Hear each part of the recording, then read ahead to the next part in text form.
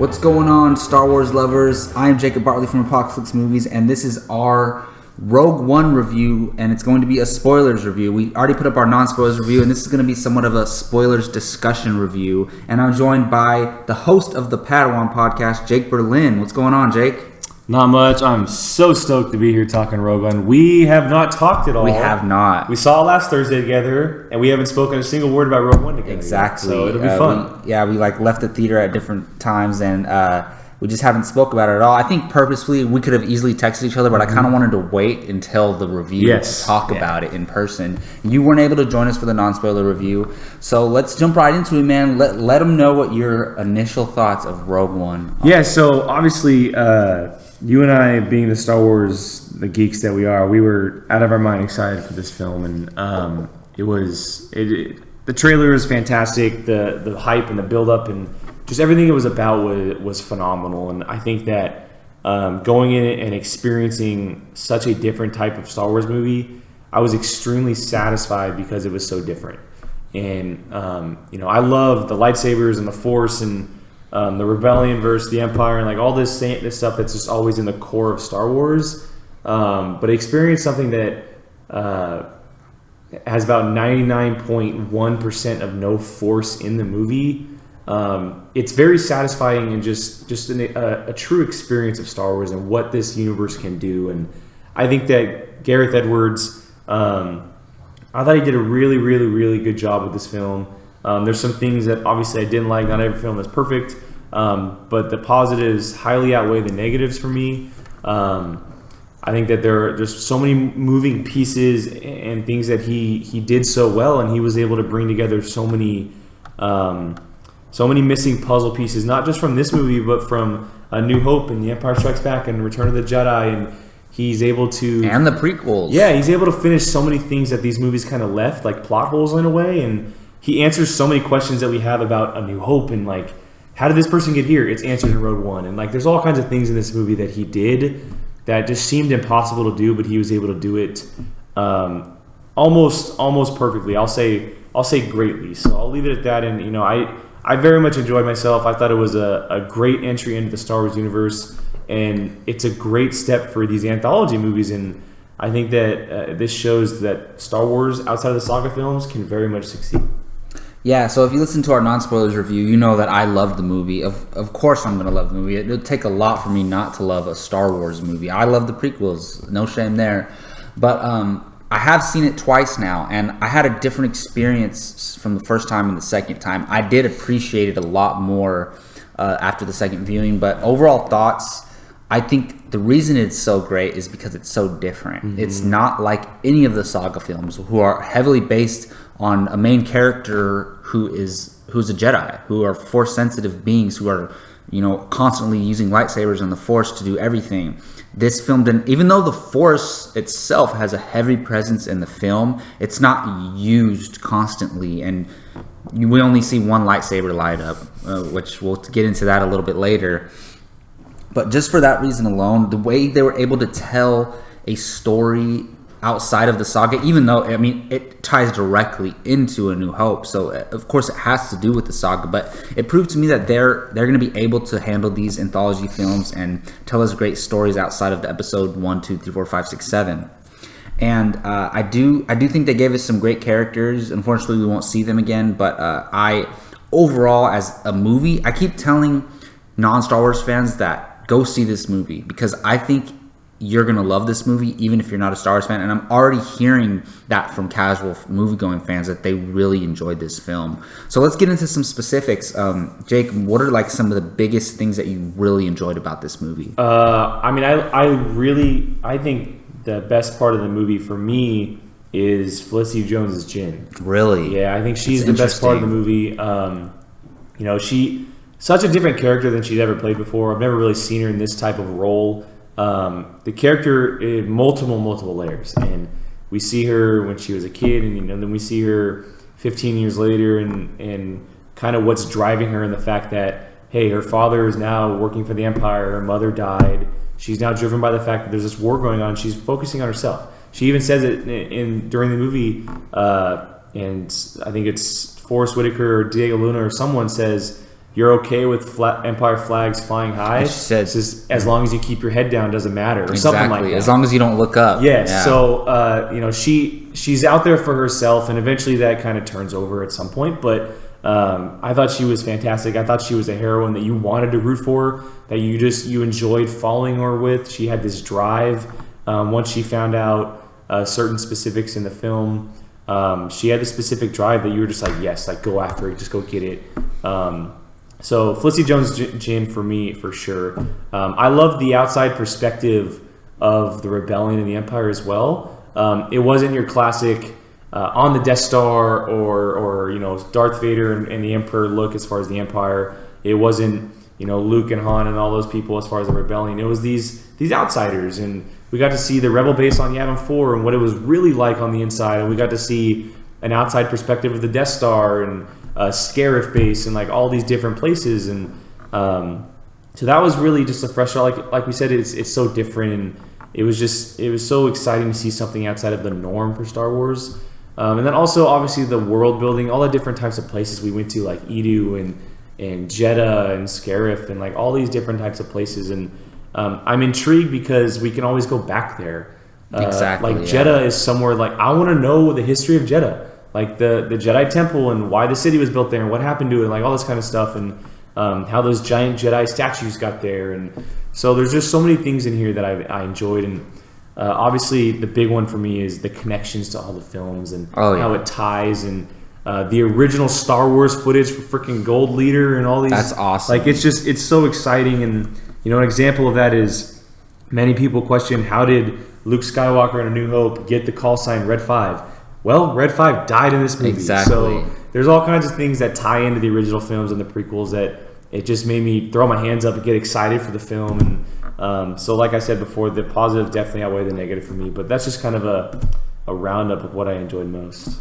Yeah, it's weird because after my first viewing, I was disappointed with Jyn Erso and the way they handled her character, because I felt like as a lead character, I didn't connect with her as much. And when I left the movie thinking about it, she wasn't even like the third or fourth, fifth character that I was thinking about. I was thinking about all the side characters. But after the second viewing, I completely changed my mind. I think they did handle her really well. I think she could have been handled a little bit better, but after seeing it for the second time, I really noticed a lot of those things, like you said, like the depth to her character and how she's just trying to keep her head down and survive. She doesn't want to be part of this big plan to like take down the Empire, but she gets dragged into it, and because of what her father did, her father's involvement basically inspired her to be involved in it, because she has to. Her father sacrificed the rest of his life to build this Death Star and put this trap in it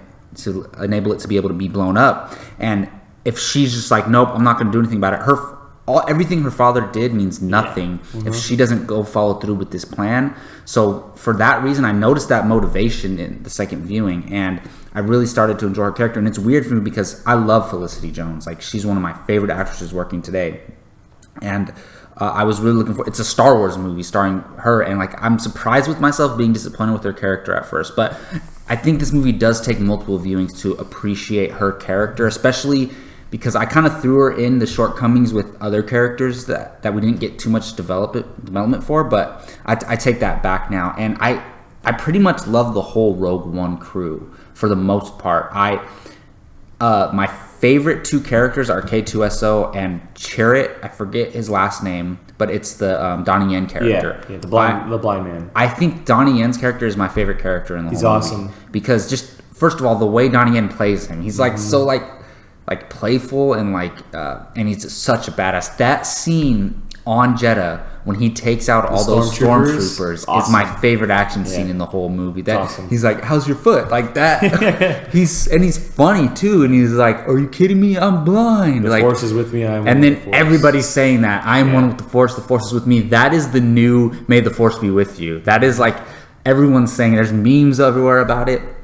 So I feel like his character is really memorable, and of course K2SO. Yeah, I forgot to mention K2SO. K2SO kills it. Alan Tudyk kills it. He's unlike any other droid we've seen, because we've seen droids with sense of humor and stuff, but the way he delivers all these lines and everything, he just makes every moment in the movie that he's involved in like so much more entertaining. Like he has like the punchline. And the best one I think is, you know, when they're getting ready to go to Scarif and he's like, Jin, I will be there for you because Cassian told me to. Exactly. And just it's so hilarious when he's like, I have a bad feeling, and they're like, shut up. Like, they cut him off because of course they involve the line still. Well, like, you gave her a gun but not me. Yeah. Oh, and then man, see, that's one of my favorite moments in the movie is when Jin gives him the gun and he's like, Jin, your behavior continues to be like unpredictable or something. Yeah, and like that's like them like saying, all right, we're cool, because they kind of butt heads the whole movie. And there's so many great little moments in this film, and just involving these characters in this story, which made me the character moments are great. This movie. The character moments are really good. Yeah, and how can I not mention this? The way they use Vader. Like, I was curious. We knew it was going to be a small role, and I'm totally fine with like I didn't want more Vader than this. It makes complete sense. He's the brute force of the Empire. If all else fails, call Lord Vader. Yeah. And man, that last action scene is. Yeah, I was going to save that till the end because I know we're going to talk a lot we're talking that. Positives, yes. But I just want to mention it briefly. Big positive for me. Mention it briefly, like I think that's going to go down as one of the greatest moments in Star Wars history. Well, it's the first time we've ever seen Vader use his lightsaber like that.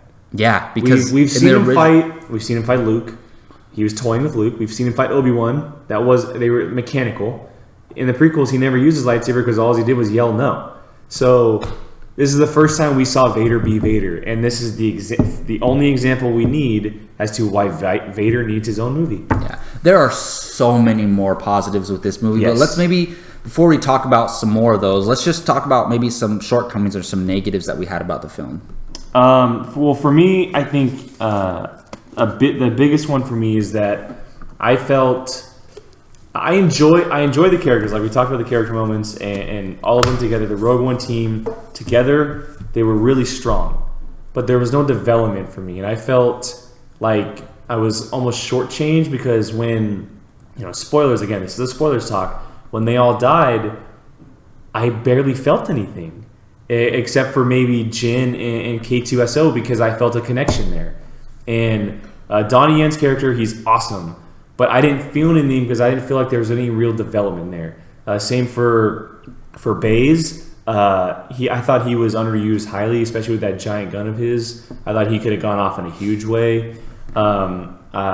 Riz Ahmed's Bodhi, he was very underused in my opinion. Yeah, definitely. He was underdeveloped. I just felt like there was no real character development, and we had talked about it before we even got on the mics. But if you didn't read the book Catalyst, there was there was nothing there for Krennic or Jake Galen Erso. Mm-hmm. And you didn't really get to understand them as characters like we did going into the film. And the opening to the film with Lyra getting killed. Yes, that was huge. For you and I, huge. I was like, because I love her character. She's my favorite character from the book. And I'm like, no, Lyra. Yes. But to a general audience member, they're like, what? They don't care at all. Exactly. They have no idea what's going on. Exactly. So, yeah, I think that for me, the biggest thing is the character development. It didn't take me out of the story at all. I just didn't feel anything when they died. And that's huge because having them all die at the end is big. And if you don't feel anything for them, that's unfortunate. The other thing I do want to mention, though, is that I, with a passion, highly disliked Forrest Whitaker as Saw, and I did not like Cassian, Diego Luna. I didn't like him at all, but I disliked much more Forrest Whitaker Saw and his portrayal of him. He's not. I know that I get that it's been years and years and years since the Clone Wars, but I thought it was just way over the top, and it just felt totally jokey to me, which is unfortunate because Saw Gerrera is a totally badass character. So, well, I'll piggyback off that. Right from the beginning, when I first saw Saw Gerrera, and like after watching it the second time, everything in his lair or whatever, other than the hologram scene. Yeah, the hologram scene was great. Yes, but like everything going on with him was just like, it felt like the prequels in a way. It honestly really And did. with that monster that gets the truth Exactly. out of you. It felt like the prequels or like the stuff that George Lucas added to the original trilogy. Like it really felt like that. Like I don't want to say Jar Jar Binks bad, but it's in that area. It feels like It felt like the scene in The Force Awakens with the giant monsters. Yeah, exactly. It just felt out of place. That's that scene that for this scene, movie. And yeah, just the way he's talking and just the way it's just way too over the top, and like it's like his breathing thing. Like they use it to like build tension, or they try to like use it to like build he's tension. acting all jokey, then he breathes and he's come back to normal. It's like And like it's the way really he weird. talks, Yeah. it just I agree. That was like the biggest like standout to me as far as I was like, so just looking forward to that character. I know, me too, because I just watched the arc in Clone Wars where his like Anakin and Obi-Wan and Ahsoka are helping his planet like defend their world. Some of the main voiceovers in all the trailers. It's like, why I know. would you? And they didn't even use half the dialogue in the trailers. Like, what will you become? He didn't even say that line. So yeah, he was definitely a disappointment. I mean, Cassian. The first time I did not like his character at all, but the second time I started to like him, and I guess that would be a positive for me. But I do understand the disappointment with his character, though. But I feel like the second time I noticed things, just like with Jin, where I appreciate his character. But the biggest flaw for me is, like you said, Galen and Krennic are huge to this story, and they did not give these characters the develop or the screen time or like the necessary like backstory to make them have a full impact. I think the way you could have fixed this is with a crawl. I think every Star Wars movie should have a crawl because after this it's movie, special to Star Wars. Yeah, you can't do it in any other movie, and it would have handled so many problems. Like imagine if the crawl said just like set up how they always do, set up the government. Literally summarize Catalyst. Exactly. You could have said Galen Erso, the leading scientist in Kyber crystal research, has been hiding from the Empire and Orson Krennic for a few years now. Orson Krennic has finally found him. They've been friends for years, and Orson Krennic has finally found him and his wife Lyra and their daughter Jin. Boom. That's it. Like at least you know what you're getting character into development with right the opening scene. Perfect. Because I saw it with a friend yesterday, and we sat down in the theater, and I started talking to him. I was like, "Hey, so, like, have you watched any trailers for this movie?" He's like, "Yeah, I've seen like one." And I was like, "So what's about the stealing the plans to the Death Star?" And he's like, "What?" And I'm like, "Yeah." He's like, and he thought it was a sequel to The Force Awakens. A buddy of mine who watches movies and like he's not like totally ignorant. He thought this was a sequel to The Force Awakens. If we didn't speak before the movie, when it starts, he would have been totally lost. He would have thought that was Rey. Yeah. So that's not the marketing's fault. I think the marketing made it clear that it's not a sequel. But a crawl could have completely fixed so many problems. And I feel like they were just stubborn not to put it in. I think that they tried to make it so different from the saga films. It already there's is. multiple things. It starts right away without a crawl. And in any Star Wars movie, you've never seen them name locations. That's true. As far as Edu or any of those places. I liked that because it was different, yeah. And you got to see the planet. I want to know what planet it is, Yeah, so that's my biggest... I mean, I don't. After we get off this route, you should Google it. There's actually a fan crawl going around for Rogue One that's awesome. Oh, does it talk about Krennic and Galen? Someone made a fan crawl. You have to know the relationship. Yeah. What's going on with Galen, Krennic, and Lyra, because nobody cares about Lyra dying in the beginning, other than Catalyst readers. She's huge. And she's the driving force of Galen. Exactly. Yeah. And you see... And she's why Jin is like... So... She's like her mother, She's basically... Lyra, just Jin. Exactly. They're the same person. So, that was my biggest negative for me is like they really missed an opportunity to like set up these characters a lot better than they did. But yeah, I don't really have too much more negatives. I actually did feel something when they died. But did you have any more negatives to touch on? No, I mean, as far as like didn't feel anything, I felt a few things with characters when they died. But one big thing for me too is you had mentioned Krennic and Galen. I felt like Krennic was almost like a lapdog in this movie.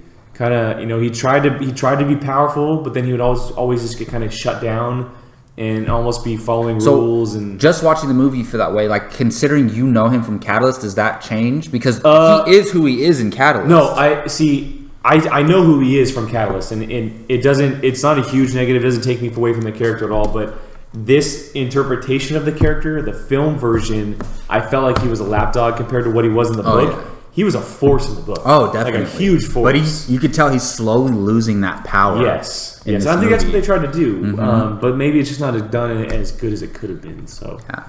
All right. Well, you all know we love this movie, so let's just talk more about what we loved. Well, so I think the one big thing that we want to talk about, and we have been talking about for the last couple of weeks, but the Rebels connections. Oh, that's true. Let's talk. Yeah, some Easter eggs.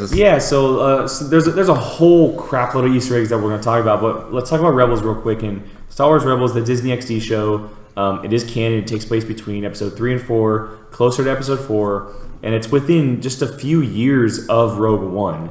And the Rebels crew, they fly around a ship called the Ghost, and it is placed in multiple scenes in this movie. It's in the Battle of Scarif. It's on Yavin 4 on the Rebel base, but also we actually see a live action version of Chopper, the droid of the Ghost crew. And Jacob actually didn't catch it the first time until I sent you the picture. And I'm sure you lost your mind. It the second time, dude. I'm sure you lost your mind when I sent it to you. But it makes me so happy. And there's also, over the intercom, they call for Generals Syndulla, who is Hera, the captain of the Ghost. Just the fact that they tie in Rebels to this film, I think it means huge things going forward. I think at some point we'll see one of these characters transferred over to live action, whether it's a Ghost crew, maybe Ahsoka, or maybe some more live action characters going on to Rebels, because they've been doing that. And as well as the Rebels, the people behind Rebels saying that they're going to tell the story from a different perspective, the Battle of Scarif, which is awesome to see. I think it's just an Easter egg that's saying, hey, that we're acknowledging everything in the Star Wars property, and that we can pull from anything that we want, comics, TV shows, whatever it is. So just seeing the Ghost, like, it just got my heart going as fast as possible. It was so exciting because I'm invested in the TV show and the characters. Yeah. Yeah, I love that. That is so awesome, because I feel like they were hesitant to do things like that, and it's perfect. And it was kept quiet until days before, and we're like, oh my god, this one scene's gonna show the Ghost, and then you watch it, and they're everywhere. Yeah, dude, I love that. And like you said, they might show that battle from the Ghost perspective in Rebels later on, which means we could possibly be seeing, the new Admiral Akbar guy, or maybe even Jin at some point, or something. Yeah, you never know. That would be freaking awesome. Yeah, as far as I love that they showed Vader's lair or his castle, and it's on Mustafar. Yeah, where he was born. The second time I watched it, I was like, I couldn't wait for that scene, because I was like, think about this. Obi-Wan defeated him on Mustafar, and Mustafar is where he became Darth Vader. Yes. And he goes back and builds his castle on Mustafar, just a constant reminder of who he is, when and where he became who he is. So he's never not thinking about Padme and how he lost her and why he went to the dark side, which fuels his anger even more. So that's crazy. That adds a whole nother layer to Vader, if you think about it. And I just love seeing him on screen again, James Earl Jones. The first time I saw it, I was just like, it happened so fast. I was like, yes. But then the second time I saw it, I just really got to just appreciate it and digest it. And I got so happy seeing Vader on screen. I totally agree. And I also love the Bacta tank scene, because when we last saw Vader in episode 3, he was pretty much burnt to a crisp. Oh, yeah. He was blackened like crazy because he was burnt. And this, again, in the original trilogy, we see him take off the helmet. He doesn't look like that. His scars are kind of wildering a little bit. He kind of looks like a human. The Bacta tank scene, it clears all that away. This is how he's healing. Exactly. His body is kind of, they're putting the scars away. It's kind of covering himself up. Also, just touch on one thing. My buddy Shaw, he went and saw it, and he texted me afterwards like, man, I love the Vader scenes, but the pun he did, the choking pun, he disliked it because he felt like that wasn't Vader. A lot of people are disliking it. Here's the thing. That's Vader to a T. I know. He does that he does that in all the movies. People don't realize that. Yeah, he does that in all the movies. And there's actual video going around on Screen Rant. They did a video about the puns. And there's a pun of Vader in every single Star Wars movie. Exactly. So why are people saying that? Like, even diehard Star Wars fans, that pun was stupid. Are you serious? You claim to be a diehard Star Wars fan? You don't know Vader then. That's crazy. You got to remember, he's not like, yes, he's the most evil person in the galaxy, but remember, he comes back to the good and he saves his son at the end of the movie. He's not all evil. There's something in there, so he's gonna have that with him. Yeah, and in the original trilogy, he does so many things. He chokes out the one of the Imperial officers and he says, "Apology accepted." Yes, like that.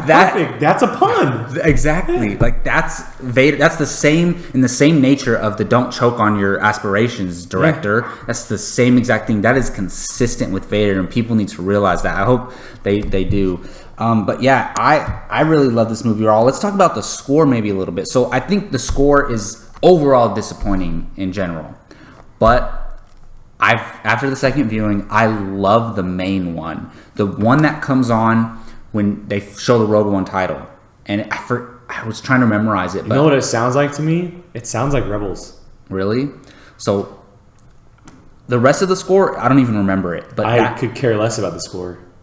The main, I'm growing to really like the main one. See, I'm gonna have to download it. That's like Jin's theme, dude. Yeah. And it comes on every time she's doing something. See, that's why I want to download it and really listen to it myself. Because when I watch a movie, like sometimes, obviously in The Force Awakens, you're driven by the score. Like a lot of the music. But in this movie, I was the score was just overtaken by all the footage going on. Exactly. I had nothing going on, so I wouldn't really listen to it. As far as being a Star Wars movie, the score is really disappointing. Yes. But honestly, I really, really, really like the main one. And I think you'll end up liking it too. Yeah, I want to be able to download it and listen to it and kind of like really digest it and then go back and watch it and kind of like look at it on screen with all the footage and see where I feel. And I like that it's something different, but the rest of the score like is not memorable. Yeah, I agree. And it like there was the like almost that Arabian music when they were on Jeddah. Oh yeah, and it just felt totally out of place for Star Wars. For sure. It's unfortunate because Michael Giacchino, who did the score, when John Williams is done, there's no doubt that he's going to be the predecessor. He's going to be doing the scores for Star Wars.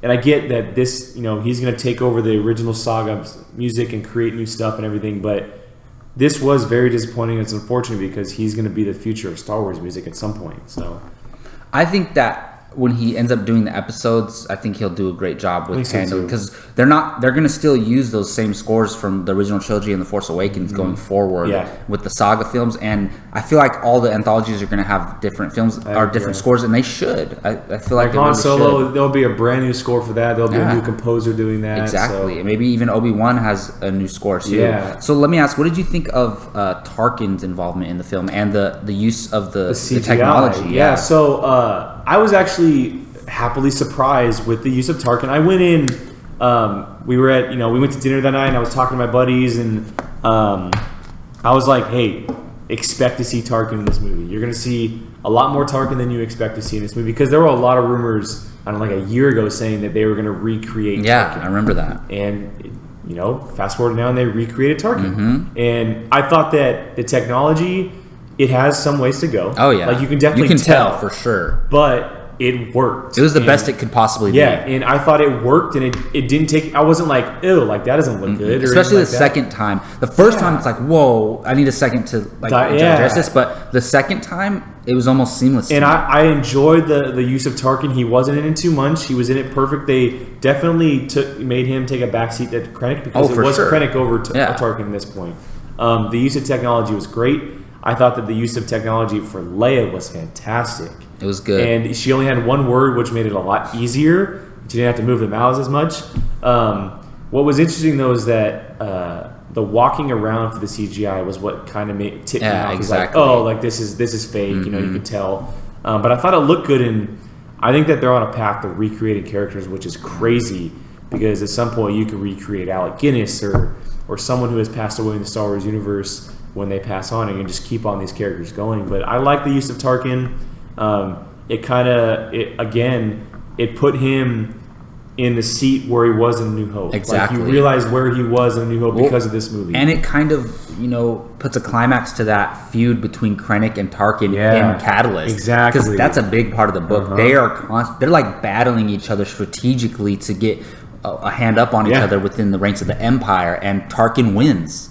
And I love that Tarkin had a pretty big size role in this movie compared to what we thought. I thought it was going to be one scene. The very first scene, that's all I thought it was going to be. I thought it was going to be one scene, but he's like a character in the movie, and I really like Tarkin, and we only get him in A New Hope, and that's it. And it's cool, like, when you go back and watch all the films, you meet Tarkin in this movie, and you get to see, like, it's the same actor, like, people are going to, like, realize if it's a different actor, you're not going to have that same connection, and it looks just like him. And the Leia one was, I would love to see Leia at the end because it literally ties right into A New Hope. I was so surprised to see Leia, like, as soon as that scene with Darth Vader happened, and we'll get into that in a second because I want to talk about that, but, and then they walk in, you see Captain Antilles, and I'm like, they're about to do this right now. Like, they're literally about to do this right now. And it was literally minutes or hours before A New Hope starts. Yeah. Within hours at least. I love this movie so much, and the first time I couldn't believe what I was watching on screen. Yeah. Like, especially the Vader scene, and then like as the things are leading towards, like, no, they're gonna show Leia. Like, what the hell? They're about to show Leia. And like, so let's talk about the Darth Vader scene because this ties into what I was just saying. Like, I knew he was coming. Like, Tarkin says, call Lord Vader, and like, I love how they're going into hyperspace, and then is it a Star Destroyer? It blocks off all the ships. It just shows up the hyperspace, destroys all these ships, and like Vader's just standing there looking out into space. I love that. And then when the plans are getting passed on through the rebels, and he just shows up, I'm like, wow, what's about to happen? Like, what are they gonna do? Like, so here's the thing: we're watching on Thursday night, right? And it goes to that scene, and you see the rebels in their ship, and the door locks, and it goes pitch black. Before anything happened, I go, turn on the lightsaber in the theater, and people around me are like, what are you talking about? I go, turn on the lightsaber, and you just see the red light light up, and I'm like, yes, it's happening right now. Well, you hear the breathing before that, though. You hear the breathing, and then oh my god, dude. All right, so how he uses the force hold and like blocking the blasters and just cutting people down left or right. I need to go watch that scene again. Like, I missed it's on Instagram. Yeah, I didn't see. So the first time I saw it, I noticed he's blocking the bullets, and like he pushes one guy on the roof. I didn't notice he cuts him in half. Yeah, dude. He comes back and does this. So like he passes the guy and then like flicks the lightsaber back and cuts the guy in half. Also like cutting part of the ship. And the guy starts screaming like, ah! And then just the way he shoots blasters back into them. Like, it's so amazing. He's just slicing guys, and then he shoves it through that last guy through the door. Obviously, that scene's going to rank as one of the top scenes, if not the top scene of the movie. Oh, yeah. But one of my favorite shots was after that, when he's standing on... looking out? Looking down at the ship just with the stormtroopers behind him, and he's got the lightsaber on, and his cape's just waving. That's amazing. It's Vader in all of his glory. Considering the first time you see him in A New Hope, now we know why he's so pissed. Yes. It makes sense because it's crazy how perfectly they're able to end this movie leading right into A New Hope. No two movies in the Star Wars universe are so close together. Yeah. All of them are years afterwards, which is crazy to think. Do you think they're ever going to do this again? Are they ever going to do a movie right before Empire or right before Revenge of the Sith? Like, I think there's possibilities because, within movies, like, I was just watching an Empire Strikes Back earlier. It was on TV, and they're talking about how Han, I'm not going to go back to Jabba until I met that bounty hunter on planet. Like, there's so many stories within these movies that they can tell that could tie in possibly. Like, how did the Rebel Alliance get on Hoth in Empire Strikes Back?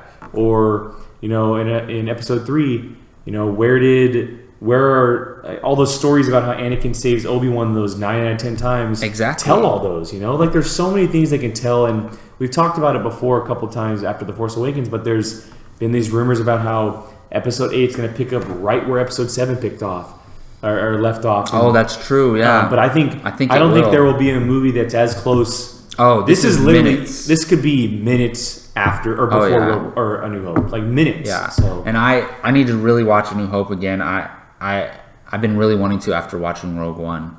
But yeah, I want to say real quick. So the ending of the film, when all the characters sacrifice themselves, yes, we didn't get a lot of development for those characters, but I still felt something because I was like, wow, all of these characters sacrificed themselves. They believed in the cause for this one moment. And the reason it impacted me so much is because if they don't do this, we don't get Star Wars. We don't get the original trilogy. Luke never goes on his adventure. Luke never blows up the Death Star. Well, I was going to touch on that. The Urso family, they solidified they are the second most family in the Star Wars galaxy. Important family? The second most important Star Wars family. If they don't do what they do, then nothing happens. Yep. The Skywalker family... And Galen, exactly. The Skywalker family wouldn't be what they are. Exactly. Luke never goes on his mission. They don't get the plans. Leia doesn't put them in R2. R2 doesn't end up on Tatooine, and lead to Obi-Wan and all that. Nothing of this happens. So this movie is so important, and the fact that these characters sacrificed themselves for the greater cause and what they did, just it really impacted me. And as a Star Wars fan, I agree with you, because I wasn't like, oh man, I really got to know Chirrut this movie, I'm so sad he's dying. It was the fact that what he did for the overall cause. That scene where he's just walking out. Exactly. And it's funny because after watching it the second time, I was with my buddy Sean Grayson, and one of Sean comes up to me. He's like, "Dude, that I just realized something. You know, when he's walking out saying, well, I'm one with the Force is with me, or vice versa, and all the stormtroopers, they start missing him. When you watch the original trilogy and they're shooting at, you know, Luke or whoever it is, they're missing. Is it because of the Force? Well, think about that. And they always say how stormtroopers can't hit anything. Is it because of the Force? That's what I'm saying. Like the light side. Maybe that scene just washed away all of that. You know? It totally could. Yeah. Just like, and another big thing this movie does is it solves the problem with how is there one little hole in the Death Star that if you shoot it all explodes. I agree. Before this movie, that's very questionable. Like, that's kind of stupid in a way. But it's hidden. Now they explained it perfectly, and you're right. That could explain why all the stormtroopers keep missing all these characters. There's you know, another like thing. Do dead Jedis like help out like the light side? You know, is Qui-Gon helping them? You know, you don't know. Yeah, I mean, there's also another thing. You know, people are. I guess there's been a controversy going on about how the Empire had built the second Death Star so quickly. It was never the building of the Death Star that was the problem. The Kyber crystal. It was the technology for the weapon. Because they had it built already. Yeah. It was trying to get the weapon to work. That now just washed away all that as well. And they already had it. They already had the technology for the second Death Star. Weapon, yeah. So obviously you can tell we love this movie. So just a couple sentences summing up your overall thoughts and a score out of 10. And let's talk about where we rank Rogue One in Star Wars so just real quick, an overall Rogue One, then I'll give you my rankings of Star Wars. Obviously, it's a fantastic film. There's so many good things from this movie, both positives and negatives. We've talked about how it cleans up plot holes and things that we think about in the original trilogy and the prequels. It sets up so many possibilities. The characters, you know, I've been sending Jacob and Gio this, but the real Suicide Squad in a way. Oh yeah, literally. They were literally the Suicide Squad. They are the Suicide Squad. But I think you go into this movie and you're going to be very satisfied because it's so different. And people are saying, oh, you know, Star Wars, it's kind of the same thing over and over again. It's just Skywalker family messing up the galaxy. Well, there's no Skywalkers in this movie except for Vader, and he's in it for maybe 4 minutes. Exactly. And so I love this movie. I think it's a really, really great entry into the Star Wars universe. Is it as good as it could have been? No. There is a fantastic movie within this movie, but it is still something that is worth seeing over and over and over again, worth all kinds of money at the biggest screen possible. I give Rogue One 8 out of 10. I think it's a fantastic entry into the Star Wars universe. As far as rankings go, it ranks it at number 4 for me, and that is... so I'll just go down my list going from 8 to 1. 8 is Episode 1, Phantom Menace. 7 is Episode 2, Attack of the Clones. 6 is Episode 3, Revenge of the Sith. 5 is Return of the Jedi. 4 is Rogue One. 3 is The Force Awakens. 2 is Star Wars. And 1 is The Empire Strikes Back. Wow, that's awesome. So for me, overall, I think even though it's not a self-contained movie because it has so many implications on the rest of the Star Wars universe, but in a way it is a self-contained story because I was thinking about this because we talked about the possibility of a sequel. There is no possible way you can ever do a sequel to this movie. Well, the sequel is A New Hope. Exactly. Literally. There's no way to do like a sequel with these characters that are all gone. Like what? There's no character that survived that was a main character in this movie. You know, so there's nothing you can do as far as bringing these characters back or anything. They're dead. Every single one of them died. So I feel like being its own story and being part of the Star Wars universe, it's great in that way. Just like in the Marvel Cinematic Universe, the way Winter Soldier is a great contained story, but it also is a great MCU movie. So I think that's its greatest accomplishment. The way the space battles, man. The action's amazing. We didn't even talk about that, but the action's incredible. Action is amazing, incredible. And the some of the best in any Star Wars movie. And the way they I know it's like the cliche thing, but the way they use Vader is the best part of this movie. I mean, We it's hard to finally say. see Like, Vader in his all its exactly. glory, yeah. So, and we went on and on and on, but overall, I'm still sticking with a 9 out of 10. That was my original score. I think it's that good of a movie to get a 9 out of 10. And honestly. again, I might see this movie and I might come back next paddle and be like, hey, I'm changing my score, 9.5 out of 10. Like, it might change. You never know. So for me, as far as the movies, A New Hope is still my favorite. I think it always will be. Because it's the original. Yeah, and Obi-Wan is my favorite character, and it's Alec Guinness is Obi-Wan. Come on. And Empires is number 2.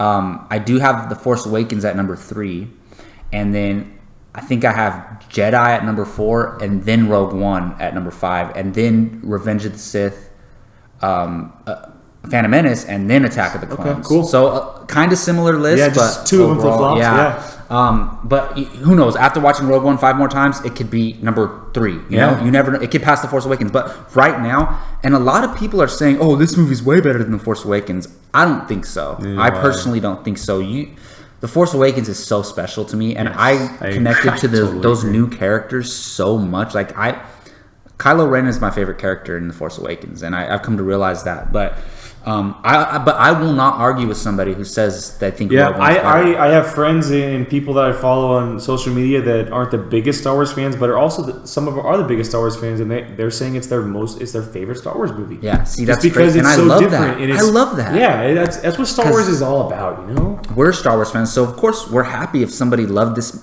If somebody loved this movie more than I love The Force Awakens, I'm happy for them. Please, so that's awesome.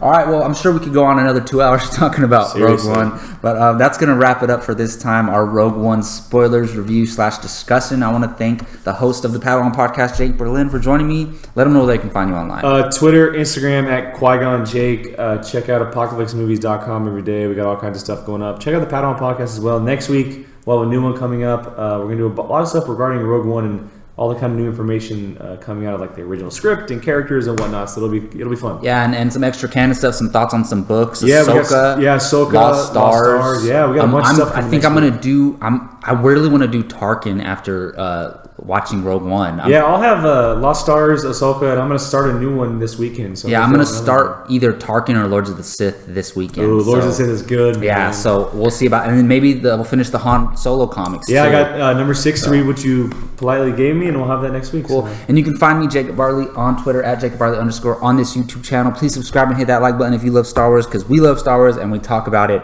all the time. So until next time, may the Force be with you and take care.